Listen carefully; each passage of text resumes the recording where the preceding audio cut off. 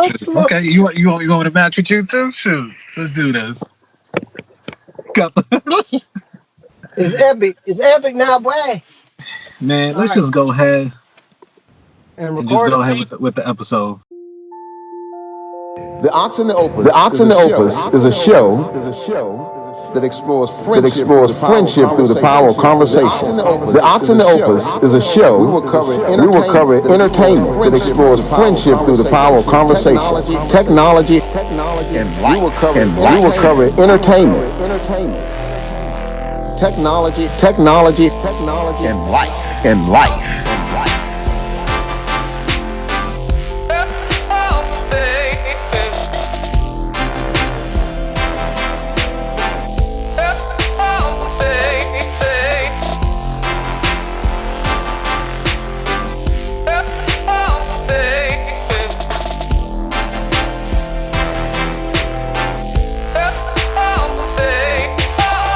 Okay. All right, dude. Let's do it, homeboy. So this is what happens when we doing a little what is it, social distancing? Yeah. Yeah. So We got they said a practice pod social via distance. Skype. So yeah, we got to practice social distancing. That is one of the ways to combat the spread of this COVID-19. So all right, Like how to go from that and then renaming it to coronavirus. I think that's just the scientific name, so or whatever. What, the COVID-19? Yeah, so coronavirus something 19. COVID, corona, vid, or V, virus. I don't know what the D is for. Maybe that's like the strain. I just don't get it, Captain. Maybe that's the strain of it. Yeah. All right, so I think we got to do our proper intro. Here we go. My name is King Conundrum. My name is the Golden Gringo. the Golden Gringo And we are the Ox. and the Opus. I was going to say we should Skype Damien. We should Skype Willie D just to see if he picks up and just run with it. I mean, does he have the Skype? I think he does. Yeah, I think he does. I don't know. It's up to you. Let's just see. Hold on. It says add people. Oh shoot. Oh dang. Trying to call him back to the streets because he's been gone for a while. Just had himself another baby. You know me, I'm impatient. Yeah, he ain't. After 4 rings, it's a wrap. Yeah, he ain't picked up. So okay, so Ox and the Opus episode is number 5, dude. Yeah, number 5. Yep. And I don't know what our success rate is as far as how popular we are on social media. Well, a little bit.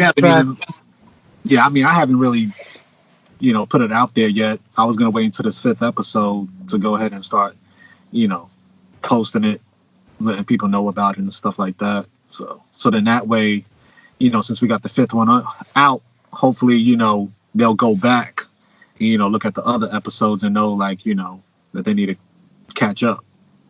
Yeah, like somewhat. Do a little binge potting. We typically start with the word of the day. We will usually pick a slang word, but I think it's good to sort of mix it up. We will sort of matriculate into this school of vocabulary, and I think what was the word? A misnomer, right? Yeah, I've never even heard of that word before. You have not heard of it. Okay, that's fine. Misnormal. So you want me to let me see, misnormal. That's what it's called? Misnomer. MISNOMER. Misnomer. Yeah, I couldn't even depict and try to come up with a meaning myself. I don't. Dictionary says it's a misapplied or inappropriate name or designation, an error in naming a person or thing. Okay, so is it like me where I'm half white, half Puerto Rican, but then, of course, down here, well, I think up in New York, too, I mean, people would, say that I look more half white, half black. Like, you couldn't really see the Puerto Rican or Hispanic side of me as far as, my physical features. Right, so they might just say you're just something weird, like, oh, he's Russian. You're not Russian. Yeah, I mean, I've got that before. Yeah, I believe that. I mean, of course, and then my name is Victor, and a lot of Russians, their names, sometimes is Victor, and then it's spelled like with a K, Viktor. So Right. it's possible, yeah. So that's a misnomer. We'll do our best to try to use that throughout the course of this episode here. So, okay, right, dude. let's see if I can be able to use it in the sentence, though. Sheesh, that's kind of hard. We're gonna do this thing. We're gonna do this thing. Yeah, boy. All right, dude. Coronavirus. The COVID-19. The COVID-19. I mean, is it like, or I guess it's a national emergency overall. I mean, I guess it's a worldwide emergency. So for all of y'all that don't know, we are in North Carolina. So this area got hit. I think we're right in that mid-range between. Let's start it off like this. So when you started to hear about this virus in the beginning stages, which I guess was like what, maybe back in January, were you taking it serious, or were you just looking at it like, oh, this is just another virus, this is something we'll just get over or whatever? What was your initial reaction? I think that I actually think I heard about it like the tail end of December sometime. Not in the US, but whatever was going on in China. And I didn't take it serious, but I'm not stupid either. I just kind of kept it as a passing thought in my mind just to like keep up with it. But no, I didn't take it serious. Yeah. Yeah, I guess, once it started to hit the United States, then it was like, okay, this might be something a little bit serious. And then, of course, when it hit North Carolina, then that's when my anxiety kind of kicked in a little bit. Yeah, that was crazy because I was like, well, it's in Washington. I think California, Washington, and Texas or something like that. Then Florida, then Georgia, and then next thing you know, the first case was that guy that came back through RDU and went to that restaurant. Then was he the one that came from Italy? Or no? No, this guy came from a rest home or assisted living center in Washington. I swear I thought it was that he came from Italy. No, like the Italy was like the second or third person. And I was going to use something from yesterday, but all that's been updated since. Like every day there's been somebody that has there's been a new case identified here in North Carolina. I don't know. Like it does no good for me to read what I got from Sunday because it's accurate, but it's old. You know what I mean? Yeah. Did you take it serious when you first heard it? I mean, like when it was overseas, I mean, I really wasn't taking it serious. I thought it was just something that was just going to stay like overseas. And then, once, you started to get news where it was in the United States, and then it was like, okay, this thing is starting to get serious now. And then, then all of a sudden when it hit North Carolina, because like the day before, it came into North Carolina, I was like looking at the map of like, the states that were affected with it. I was like, oh, okay, shoot, North Carolina's still clear. And then all of a sudden that next day, that's when we had our first case. And I was like, oh, snap. It's about to get real out here. Of everything that happened, I would not have thought we'd get it that fast. And the way it is spreading exponentially at this point, because you got to think these are just the people that they can confirm. I can guarantee you there's 2/3 more people that don't know they even got. Well, I mean, shoot, it's almost like having like a FTD or, where you just don't know who has it. You know what I'm saying? This is the Wuhan. You got the Wuhan, man. What? The Wuhan. That's where it started. In Wuhan, China. I've been calling it okay. Wuhan. I thought that was a certain type of disease or Wuhan or whatever. So I got some information on WBTV, Channel 3 on your side in North Carolina. This is by Adam Lawson, updated as of you said WBET? WBTV. WBTV. Okay. It says health officials say 33 people have now tested positive for the Wuhan virus, aka the coronavirus, in North Carolina.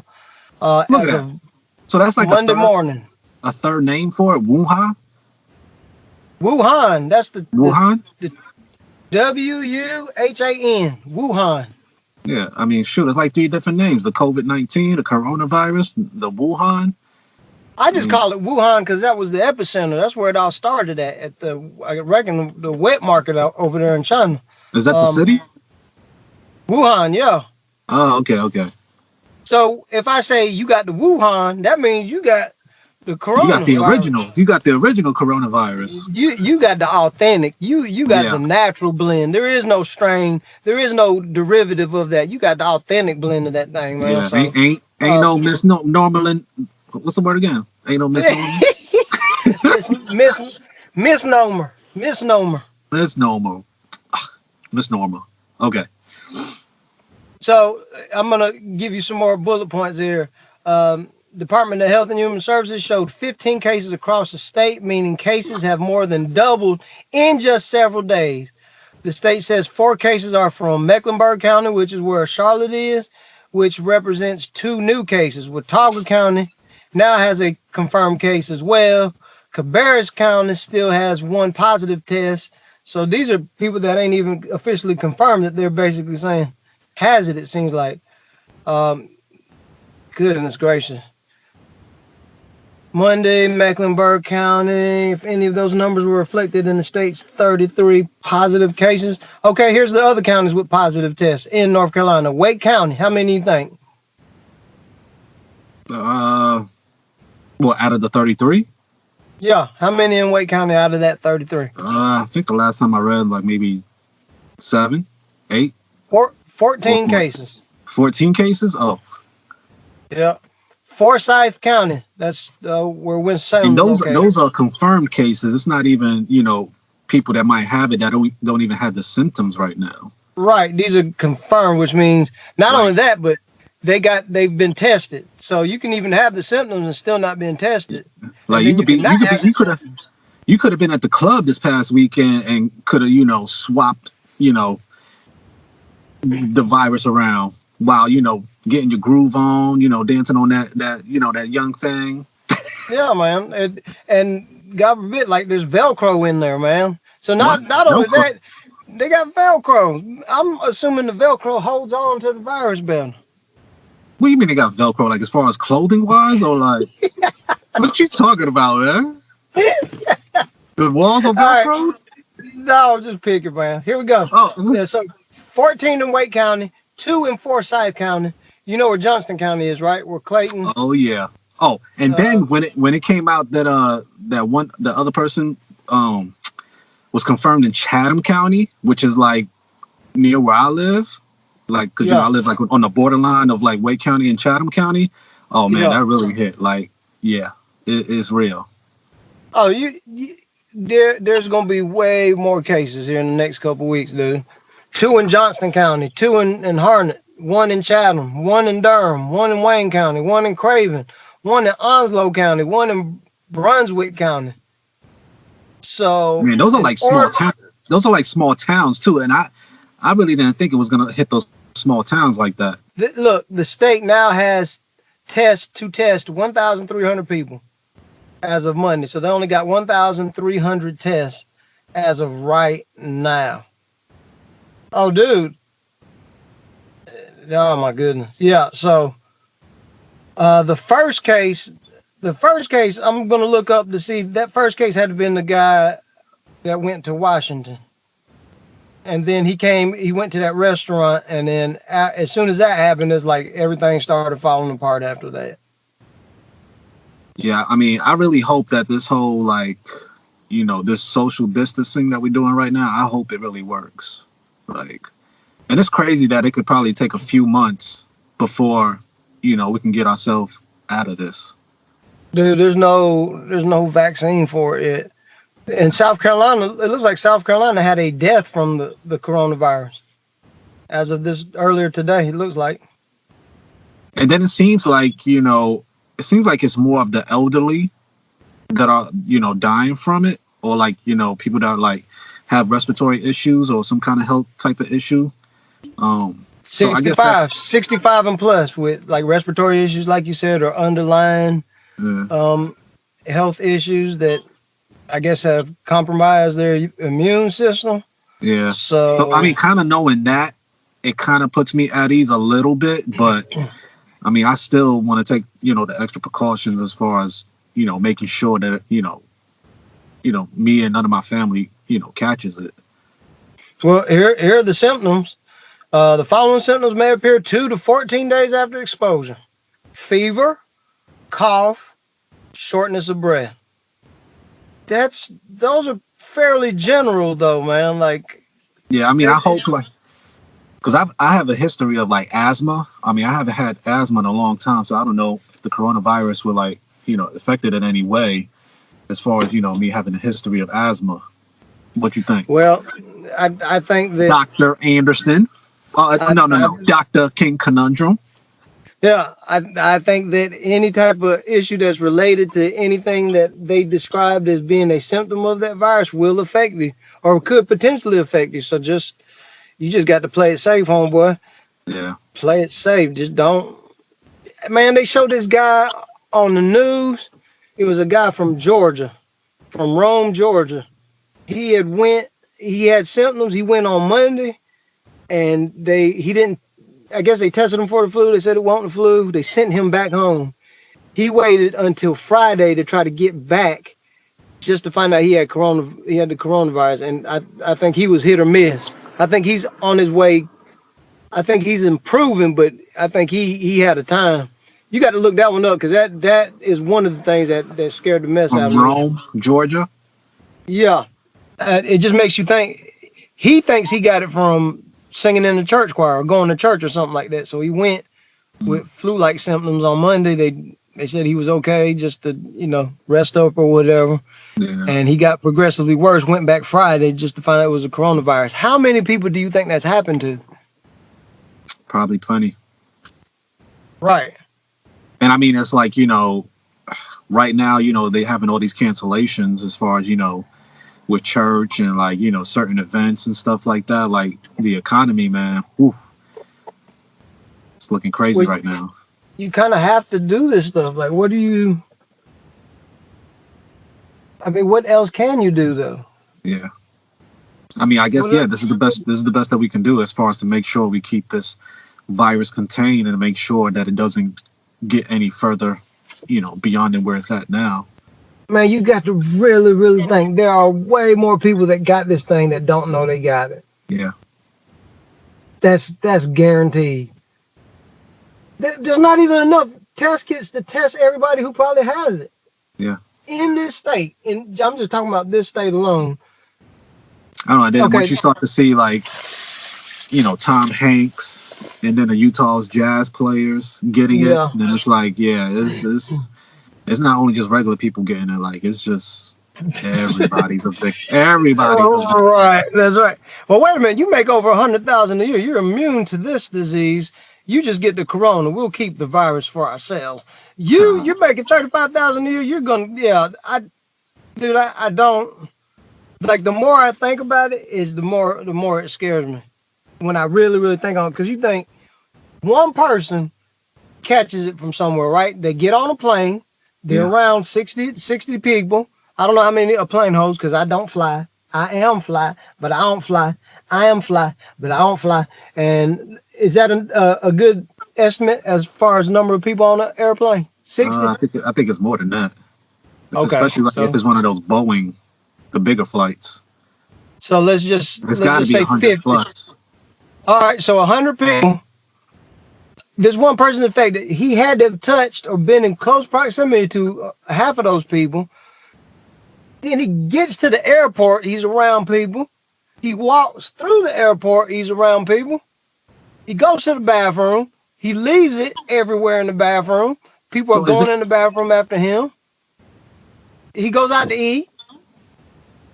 He goes sees his friends. He goes to church. Oh my gosh. He goes to the movies. Yeah. So that's just one. That's one person, dude. And let's say if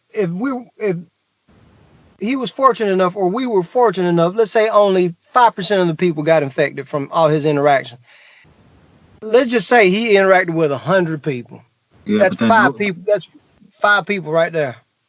Yeah, but then like those 5 people don't even know. So then they're spreading it around, and Right. then the next 5 people get it, and they're spreading it around. So it's like, yeah, it's almost like a domino effect. Dude, it's only going to get worse.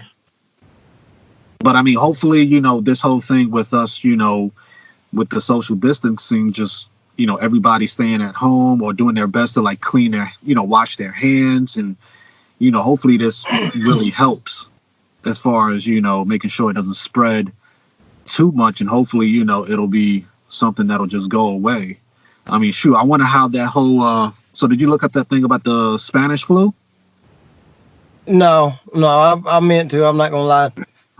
But Nah, so I mean, it was a flu back in 1918, and supposedly like over 50 million people worldwide had died of it, and like I think 500,000 of those people were in the United States.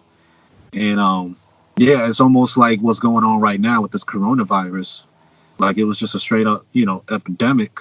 And yeah, and like, you know, back then we didn't have the technology or the medicine, you know, like we have now. So I mean, I feel like we should be better prepared this time around, learning from then, you know, and all the viruses that we had since then. but yeah, because you got, remember it kind of went in stages. West Nile virus and Zika virus. Zika, E. coli, Ebola. It was like all this stuff kept for the past at least 20, 30 years. It would every couple of years some new bio threat would just be out here, just, you know, running amok with everything. And I don't know, man. The more you start to think about it, you're either gonna be too paranoid to do anything, Yeah. or you're gonna get out here and just have some common sense and try to live your life. That's the only thing you Yeah, can like really, really do. this past weekend, man, I really didn't want to go out. And, you know, I was supposed to go to the Jordan Lake Dam with my son, but it's like, you know, I didn't even want to go just because, you know, they got like a little playground there, and I was going to try to get him to play on it, but I don't know if I even want him to do that as far as, you know, getting on those playgrounds and No, you know, don't. picking up something, you know. Just then, don't do it. And then that Sunday morning, I mean, I went to Harris Teeter, and like I kind of went in with an attitude, like like looking at everybody like as though they might have, you know, the virus or whatever. Nah, and then I hated the fact, you know, when I had to like open up like one of those window doors to, you know, get like some eggs or something like that, and you know, thinking that I might catch something from touching the handle. Yeah. Oh yeah, well you're right. But luckily I had Judah's like I had like a wipe, and then I had like a hand sanitizer thing, so I was able to like, you know, spray it and then be able to like, you know, clean my hands with the wipe with the sanitizer. So hopefully that helped out. I think we alluded to that earlier. It's best to just stay inside, man. Yeah.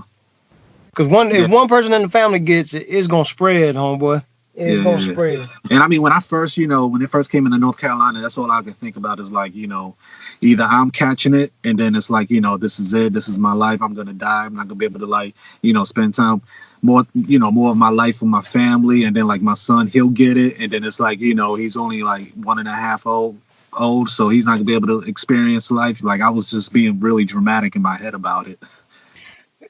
Well, I think that's a normal thing.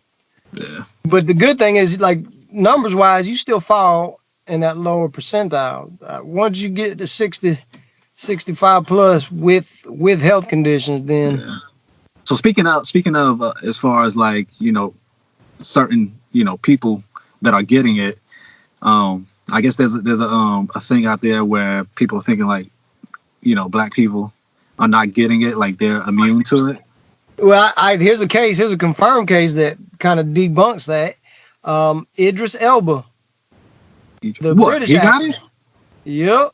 No. Yes, sir. When did this happen? As of today.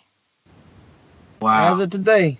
Tom Hanks, his wife, Rita Wilson, Idris Elba, Sophie Trudeau. So yes. And then the Utah Jazz players too. Yep. They got it. But did you see what that one Utah Jazz player did? Like before, Yeah, he was like touching the mics, playing around. Then all of a sudden, the next day, he got tested positive. Yeah. That's what happens when you play too much. Well, and would be bad if somebody got it because of him. Yeah, but you saw the second player, he got it. Yeah. Who was the second player? I don't think I did. Donovan Mitchell, I think his name is. Dude, as of right now, they have shut. What all did they shut down? They shut a lot of. It's like straight up news, like right now, saying that Idris Elba. Yeah, tested positive for coronavirus. Oh, told you, man. But then those people that get it and recover from it, aren't they immune to it moving forward, or that strain of it? I saw something like that online. But yeah, I saw somebody. I read something where there was a lady in Seattle, I think, where she had the coronavirus, but she ended up like fighting it, and she doesn't have it anymore. So she was a survivor. So I mean, it's a possibility that you can survive it. But I guess if you're 65 plus and you have like these issues, respiratory issues or whatever. But I thought they said something about diabetes too. If you have diabetes, it can mess you up. I heard that too. Yeah, I'm worried about my mom if she ends up.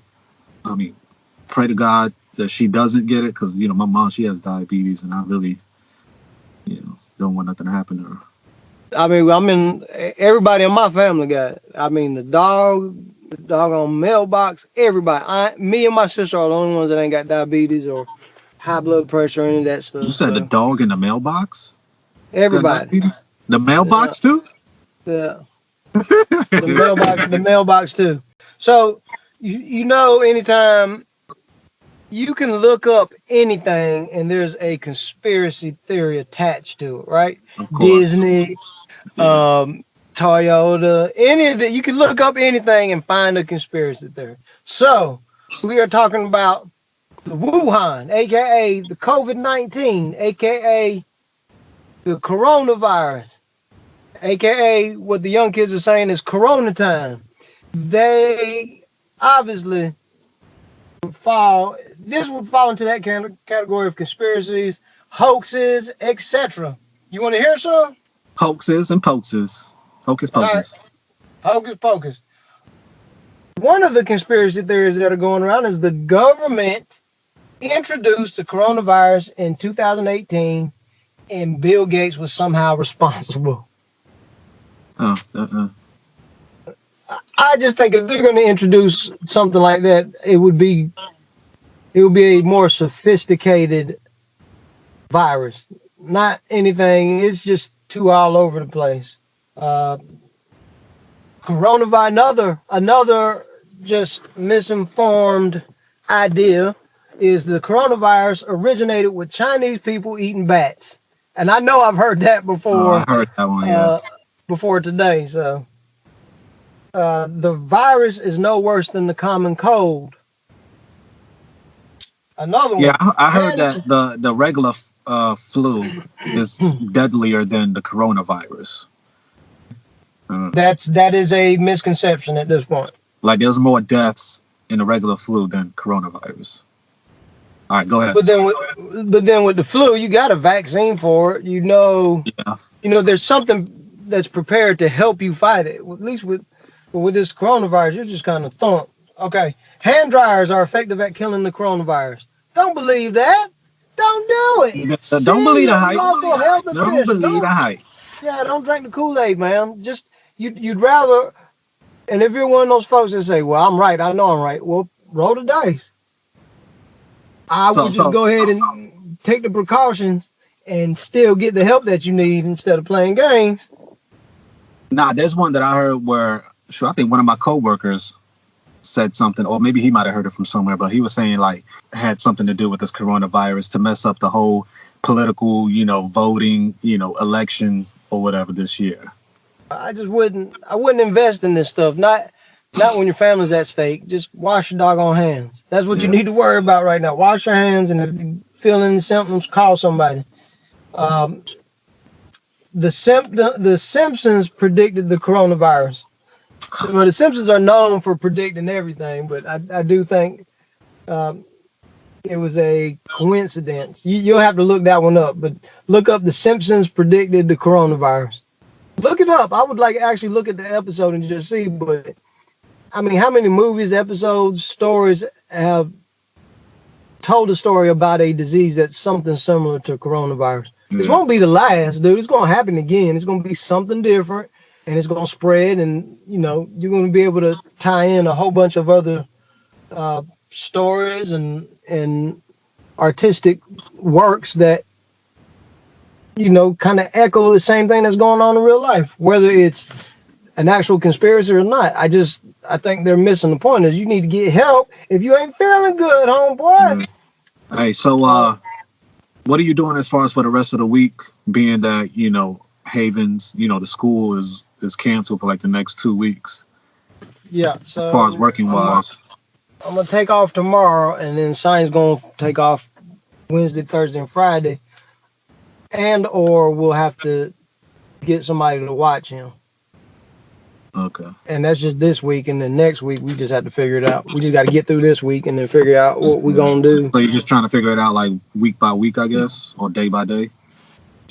Yep. So tomorrow we'll cover, and then we just got to worry about Wednesday, Thursday, and Friday. Okay. So that's all we can do. Oh, and real quick, the last conspiracy theory is that black people do not get the coronavirus. So who did we say had the coronavirus as of today? Who is a confirmed case? Idris Elba. And he is black. He's the Utah black Jazz players. There's underlying characteristics or traits to people with melanated skin that would attribute them. I know Idris Elba. He not. What is he? Is he a Frenchman? Is he still considered black? He's British. He's still black, dude. Yeah, of course. That could be a misnomer by saying this man is not black. Just because he's from Britain. I think he got roots in Africa though, like I don't know, Nigeria or something. But yeah, I like him as an actor, man. His swag is like, I don't know, his own point. You say that? Well, look up a video of him trying to dance, and you'll take that back. Oh shoot, yo, you ever seen gosh? So I watched that movie Spencer, like this past week or the weekend before, the one with Mark Wahlberg. Yeah, and the guy from Black Panther. Black Panther. Winston. Oh, he was in Black Panther? Yeah. He was also in the movie Us. Yes. But the other guy, what's his name? With the bald head. I forget what his name is. I don't know. I haven't seen it. I ain't seen the movie yet. I know Mark Wahlberg and Winston Duke is in there. Hold on, let me see if I bring him up. Oh, Bokeem Woodbine? Woodbine, yeah, he's been in the game for a minute. But yeah, he's in that movie too. But you know what I just noticed? Yo, that dude like runs funny. You got to watch him run. He runs like funny. Bokeem Woodbine runs funny. Huh? I need to look up a video of Bokeem Woodbine running funny. Yeah, he has a weird run. Like Mark Wahlberg was chasing after him, and the way he was running, like it was just funny. It was hilarious. It wasn't. Of course, he played the bad guy in the movie, but man, with a run like that, you can't be the bad guy in the movie. Like, so we're talking about the same guy, I'm pretty sure, because he was in Jason's Lyric, right? Yeah. That's the same guy. Okay, yeah. All right, I'll be sure to look that up. So yeah, we might have to put a link too in a YouTube or as far as his run. What did you see that in that movie and thought? Like, yeah, I've seen it in that movie, but it's like, did I ever see him run like before in other movies? Because now it's like I'm catching it as far as the way he runs. It's like as though he's running on his, I don't want to say tippy toes, but it's like, the part that's like almost towards your toes. The ball of your feet? Maybe, yeah, the ball of your feet. I think it is. The front ball of your feet. But it's like, that's how he's running. And then it's spread out a little bit. Like, so can you imagine that run? It's almost like he's prancing. It's almost like he's prancing.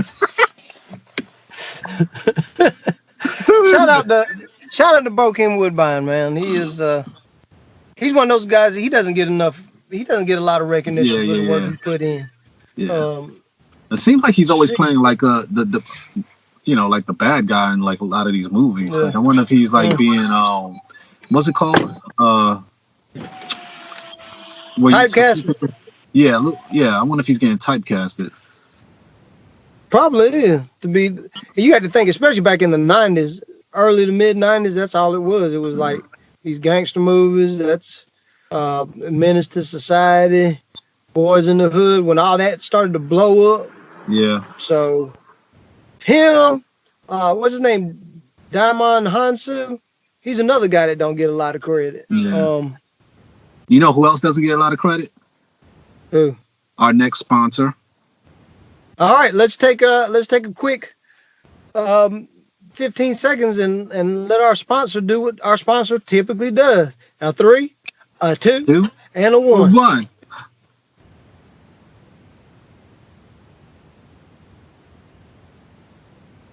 And we're back. Hopefully one of these days we'll have that filled in. Yeah, if Lysol ever decides they want to support us after hearing this podcast about the coronavirus, about the Wuhan, or them latex gloves, them hand sanitizer companies, them guys, the guy from Lysol might be like, them guys is educating the public so well. I think I'm going to go ahead and run a sponsorship ad and sponsor those fellas for the 15 listeners that they do have. Yeah. So you heard about that guy from Tennessee who bought all that hand sanitizer? No.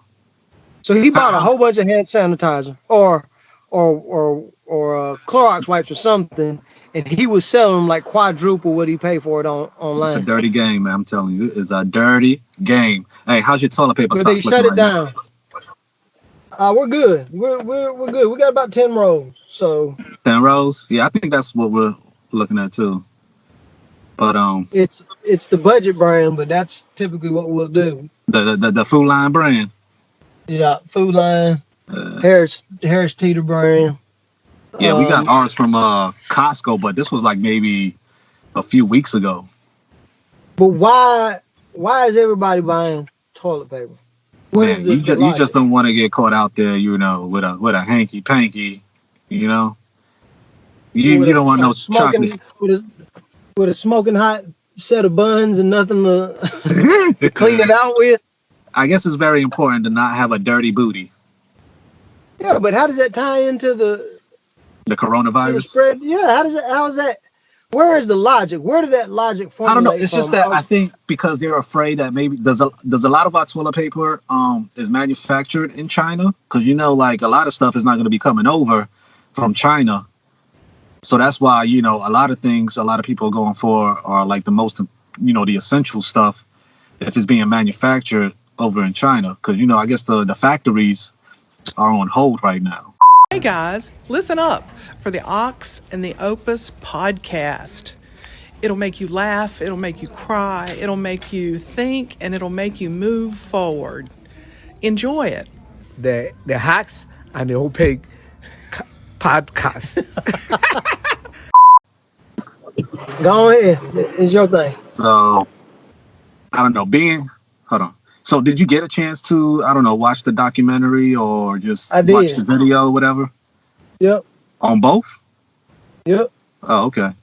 So what we're talking about is the rapper Lil Peep. I wasn't really, paying attention to his career or like really listening to his music. I really didn't, notice him until, it's sad to say, until, his death. So, when he died of an overdose, supposedly because of fentanyl, that's when I kind of like paid attention a little bit, but I haven't really, listened to anything from him or paid attention to him until like recently when I saw that there was a documentary about him. And I don't know, just watching it and just, being that, me and King Conundrum has, sons, like it's kind of hard to watch to see, how you can have a son or maybe just, a child in general where, when they're younger, they look so, sweet and innocent. But then it's like, once they get into the teenage years and, get older and, they're trying to find their path. Like sometimes they just end up down the wrong road and end up getting into drugs, getting into the wrong crowd. And yeah, it just makes you think about your kids as far as, making sure that, you're parenting the right way, making sure that, that they just go down the right path. So who was Lil Peep? Who was it? Like as far as what, as an artist or as a person? Yeah. Was he an actor? Was he a parent? Nah, he was, I mean, I guess you could put him like as a hip hop artist, but it's like his music, it had the trap beats as, within hip hop, but then his sound was a little different because it almost had like that punk rock alternative sound to it with the trap beat over it. So it almost made it seem like as though it was almost like a Nirvana sound. Yeah, I would say like Good Charlotte beat. Or Blink 182 or one of those like pop punk rock bands with a trap beat behind it, because he would sing. He would do a lot of singing on the hooks some of the verses. Yeah. He basically merged the two worlds. He merged the white. And that's what made me like the music. Besides the content of like the things that he was saying, like I really couldn't get down with, him talking about doing cocaine and doing all these drugs and just being, I don't know, like it just seems like he was really in a dark world. And that's what was coming out in the music, and just, I mean, it was just sad just hearing that stuff and seeing that stuff, especially like in a documentary. They actually filmed him like doing cocaine, and then he also had a hat. It was like a Coca-Cola hat, so he, it was like cokehead on the hat. So it was like as though he was broadcasting or like just in a dark world, just heavy into drugs. And, I guess, there's a lot of people out there that are in the same, situation as him. I think after I watched that documentary, and it still never quite tells the real story. You never will know the real story unless you're that person or know that person. Sounds like he had a lot of love in his life, though, especially from his grandfather. Yeah, from his grandfather. Really handled him, and that was a really good relationship. He wrote him. Like his grandfather was even like writing letters to him, which I thought was pretty cool. And they were good letters, man. It just won't the average bull jive. It won't just like, how you doing? No, he put life in those letters. He would tell them like, hey, it's okay. You made mistakes. I love you. You're a good kid. Look out for these things in life, the good and bad. And even told him like, when you mess up, you mess up. Find people who do what you love and spend time with them. He gave him really good jewels, good advice, man.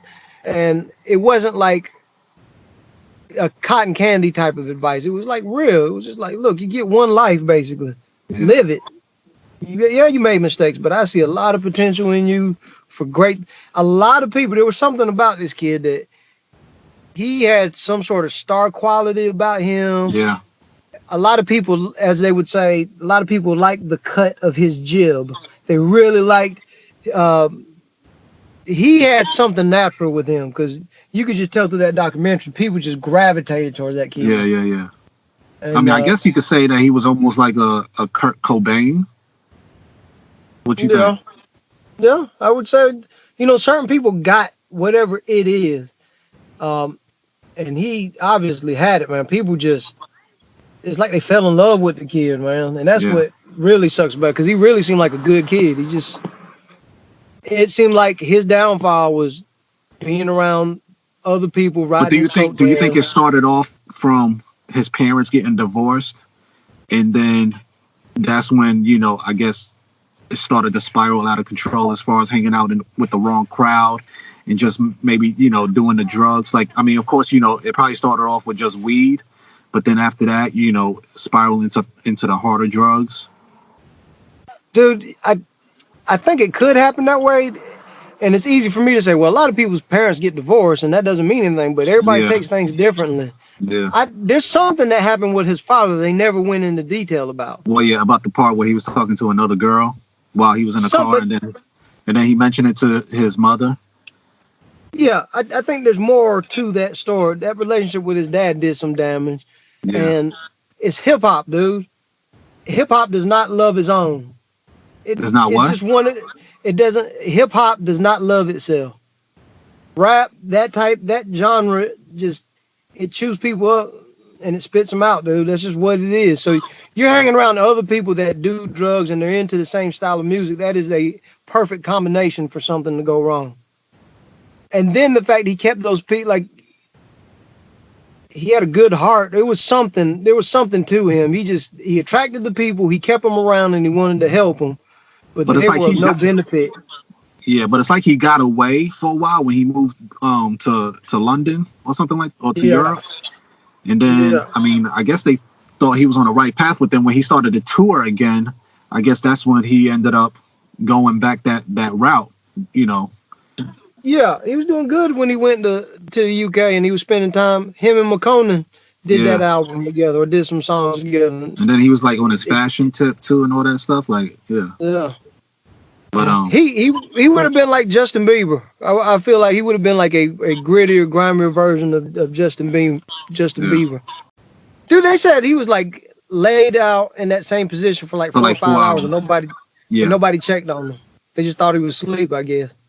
So man, it's just crazy. Like, you know, you think you're doing a certain type of drug, but you know, it could be laced, you know, with something that could really kill you.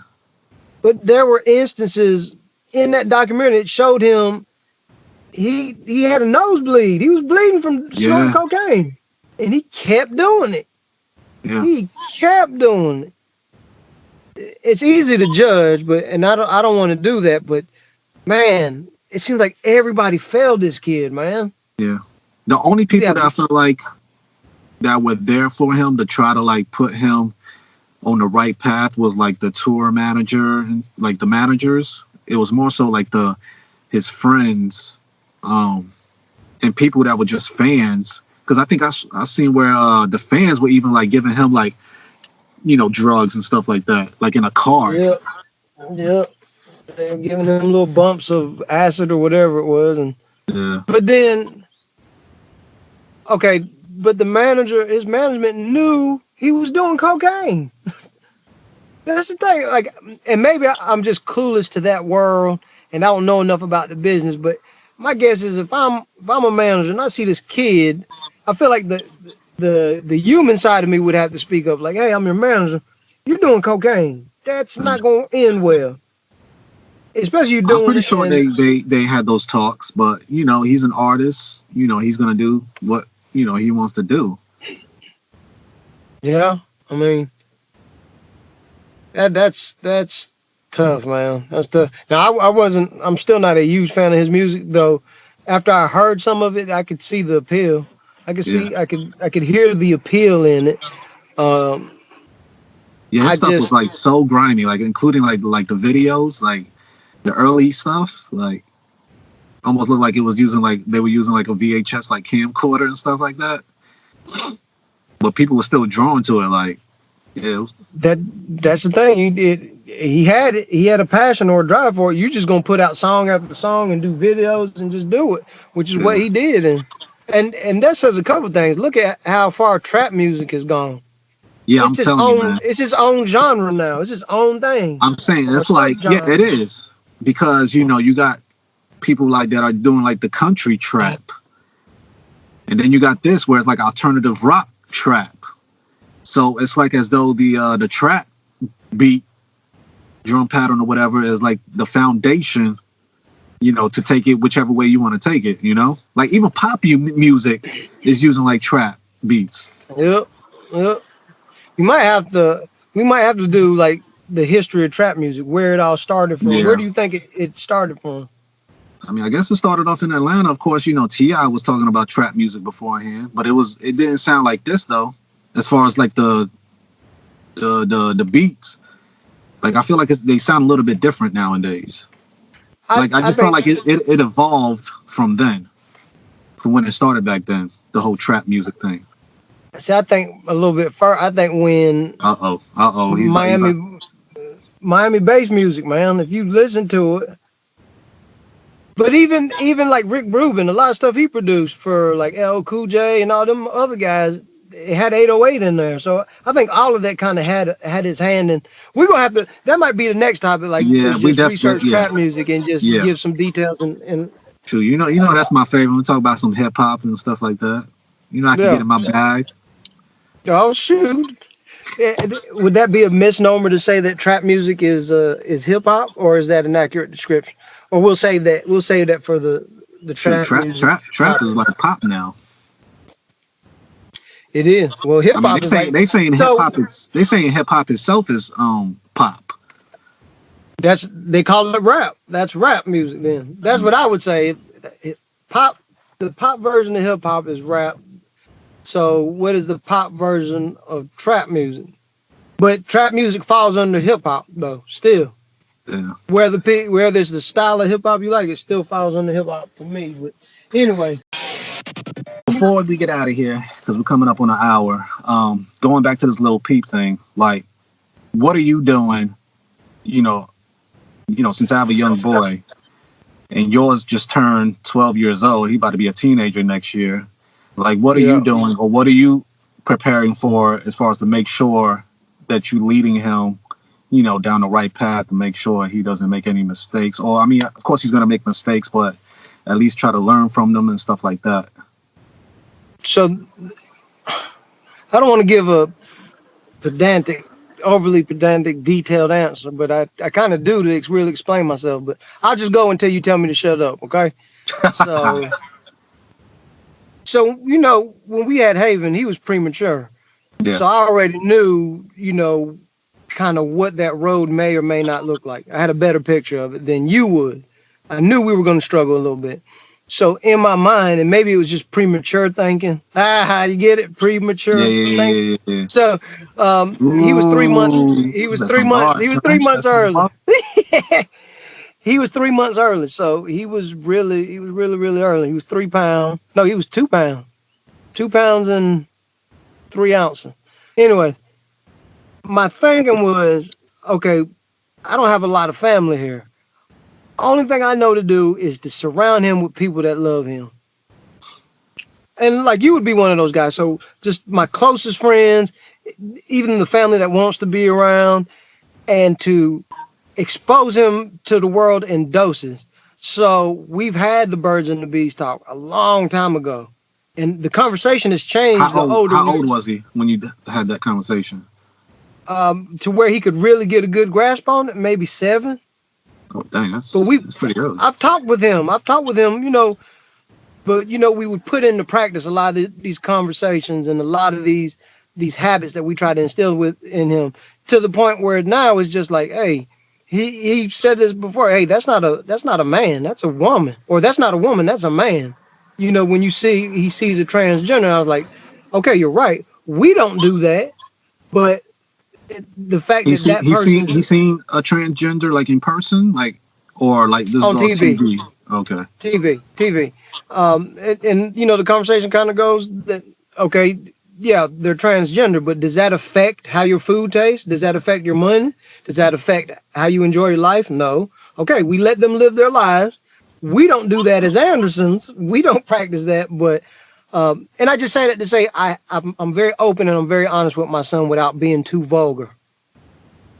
You know what I mean? Like, got either I have that conversation or somebody else is gonna have that, and I can't leave room for somebody else to do that with my son. Yeah, definitely. And you got to think, like, my son's relationship with other people is really good.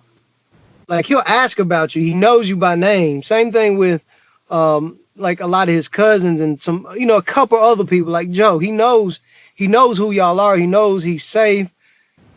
So my advice to other people would be surround your kids with, they're going to be exposed to other people and different cultures and different types of people. So expose them to that and let them be loved by other people who are going to look like what the world is going to look like when he gets older. Right. Yeah. To me. That's just my opinion, and just be as upfront as you can with your son. You owe it to him. You got to prepare him for this world that, dude, this world ain't gonna love your son the way you are. This world ain't gonna give a damn about your son. if anything, we are lucky enough if the world just remains indifferent towards our kids, especially nowadays, and we're raising young Black/minority kids.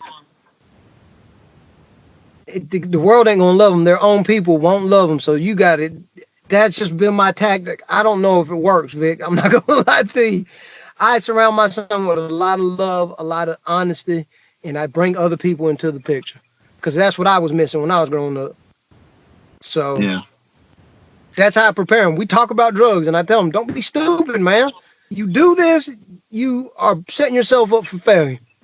Don't do drugs. You don't want to smoke. Well, you got to take it a step further. Let me drive you around town. You see that? If you do what we're talking about, that's how you'll end up. You don't want to end up. Has he seen any like images or like Oh, yeah. movies? I guess as far as Yes. drug addicts and stuff like that. Yeah. You just pointed out to him like this could be you. If you decide you want to take that route. Yes, sir. With some intentionality. I intentionally show him certain movies that people would say you shouldn't show a kid that. No, I'm gonna do something different. I am gonna show my son this, and we're gonna talk about it. I can't tell you if it works or not, man. I really can't. But I can tell you now that we do have open conversations. He's very mature with his conversations. We just have to wait to see when he gets older if it sticks. Yeah. You get one shot to raise these kids, man. So you better give them everything you can give them. So to shorten that, the gist of what I'm saying is I have open conversations with him. It's straightforward. I do tailor it to his age group, but it's very mature content, and I kind of express that with him, and I show him examples of that in real world as best I can without exposing him too much to it. And I surround him with obviously people that love him and just other people of other cultures. What is your plan for your son? I mean, I'm just gonna take it one day at a time. I mean, so when he turns 4 and 5 and he starts, it's never your kids you got to worry about. It's everybody else's. Yeah.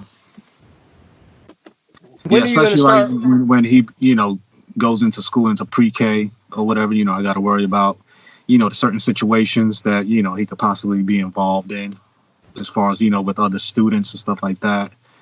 I don't know. I watched something the other day. It was like a special. It was something about raising boys. And they were just talking about the whole thing about, raising your sons, as far as trying to raise them like very manly and stuff like that. I don't know. I'm just going to take it one day at a time. But, hopefully, you'll be able to school me a little bit as far as what you've gone through, like with Haven. Then maybe, I can learn a few things here and there from you as far as, raising a boy. But that's what I don't know if it works, man. I really don't. I just know, like, we're about to see. I mean, shoot, he's gonna be 13. He's gonna be 13 next year. So, man, you're scaring the hell out of me, man. I am. And then there's other instances where, like, I know I need to intervene, and there's other instances where I need to just let it burn a little bit. Does that make sense? As far as what? It could be anything, man. It could be like with his birthday. Like nobody showed up. Adults did. You and Carlos. And so he invited like some friends, like. Yeah, it was kind of last minute. Yeah, it was last minute too. But I mean, I almost cried, dude. I was like, man, this is not. My son. He's a great kid. He needs to be around other kids having fun, and it didn't work out. Yeah, but if it was last minute, I mean, you can't really, be too upset about it, or was it like the day of when y'all invited people? Like the other kids? It was like the day before, I think. I don't know. I feel like, when it comes to kids, I think it's something that you got to try to prepare like maybe 2 weeks prior, 3 weeks prior, And I think it's 95% that. But in his mind, I don't think it registered that way. I think he was like, And, I wasn't feeling too good, but, me and him hung out. Me, him, and Sonny, we went out. We did laser tag, and we had a good time. It just hurt. I just didn't want him to feel like he didn't have any friends. You know what I mean? Yeah. I don't want him to hurt over something trivial like that. Because when he gets older, he'll realize. Him? Yeah, I did. I tried to. And I was like, you don't feel bad about nobody going? He's like, oh, a little bit, but not really. So we're going to hang out. And he got it, but, you know, at the same time, he's still a kid. He's got to process it. Yeah. Yeah, it's crazy, you know, around that age, 12, you know, there's a lot of emotions going on, you know, and it's very high. Shoot, even as an adult, I still feel emotions, but, you know, at that age, around the teenage years, man, there's a lot going on.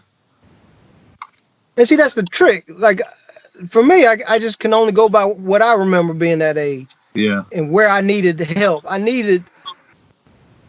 I don't know. The best thing I can do for my son is just love him, accept him for who he is, and try to kick his ass every now and then and steer him in the right direction.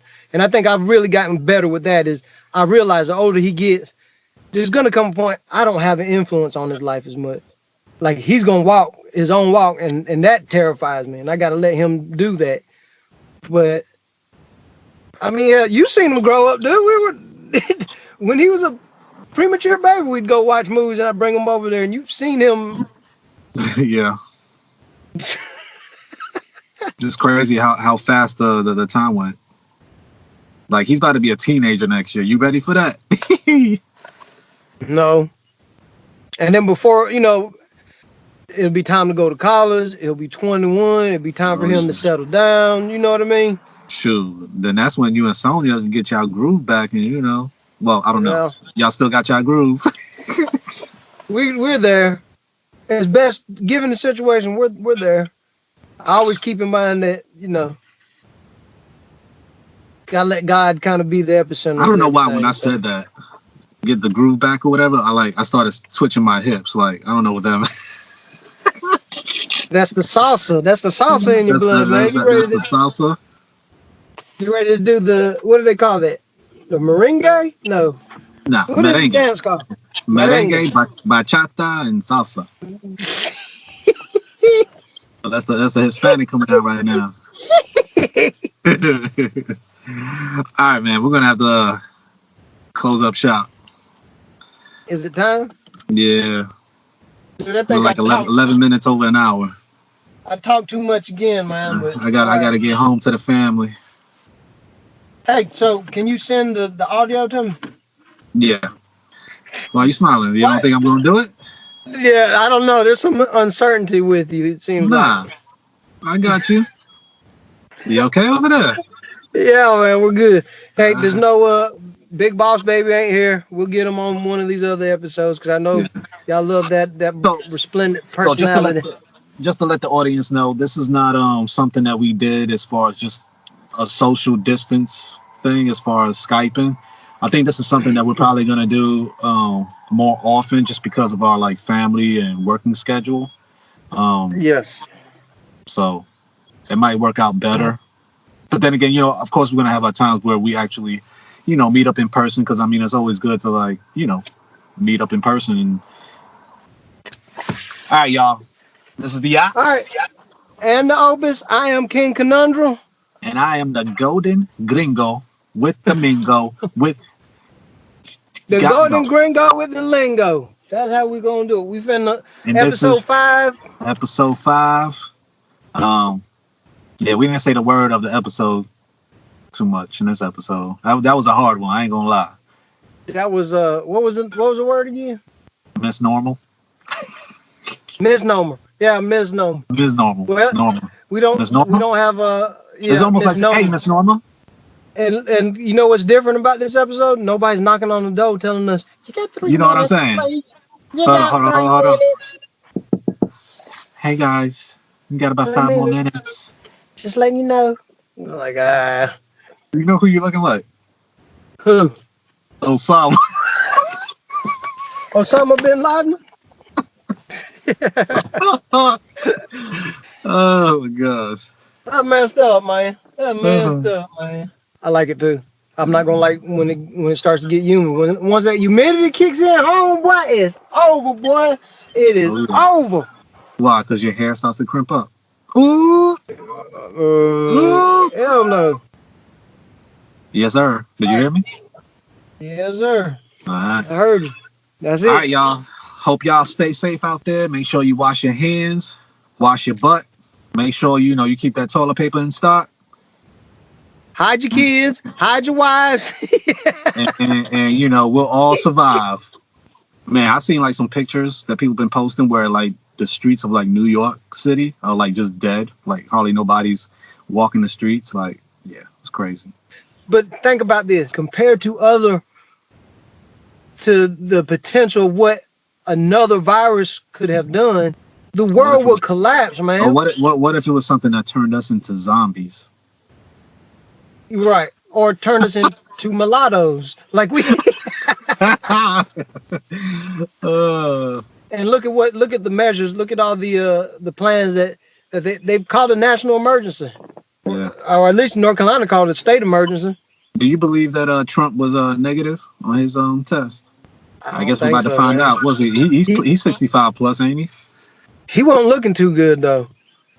And one of those when he was in front of the camera last time I seen him, he looked a little swollen and a little just tired. And maybe he was just tired, but did you see the thing on the wet markets in China? No. Oh my goodness, man. You said wet, just real quick, markets? Wet markets. Yeah, that's where they got live chickens. Yeah, they got live chickens and live animals there, and they kill the animals there and prepare the food all at the same spot. So, like for instance, chickens. You got a cage of chickens on the bottom, a cage of chickens on top, and some other animals up top. The ones on the bottom are getting peed on, they're getting pooped on. Oh my God. There's blood, and then they're preparing this food. And then it kind of goes, I'm gonna send you this video. It goes into detail about why these viruses and these diseases keep popping up from these wet markets out there in China. Obviously, and it shows you, it kind of goes into how they even got to where they're dealing with pangolins. They're cooking pangolins and pangolins. What is that? It's like an armadillo. It's like a weird version of armadillo or something. And ostrich, foxes, obviously chickens, just a lot of animals that you shouldn't even be cooking or eating, or it should be illegal. Just stop recording. Okay, I kept talking, man. All right, dude. I'll send you that link so you can look at it, though. It's pretty good. Okay. Oh no. Yeah. What? No, it just says stop recording as far as for me to press it to stop recording. My bad. Oh, let me finish this. You trying to finish this up? Just real quick. It goes into about the wet markets, right? And it says China had so many people they couldn't feed all those people, so they were in a famine. So they said, how can we feed the people? And that's how the popularity kind of came with the wet markets. And if it's a wet market, the chance for disease is astronomical because the way they're doing it. Yeah. It's scary as hell, man. I'm going to send you that video. I want you to watch it tonight. It's like 10 minutes. Yeah. Do that. Oh, yeah. Dang, bro. What you talking about, boy? Okay. All right. All right, brother. Peace, All man. right, y'all. Wash your hands. All right, y'all. Wash your hands, wash your kids, wash your wife. Peace.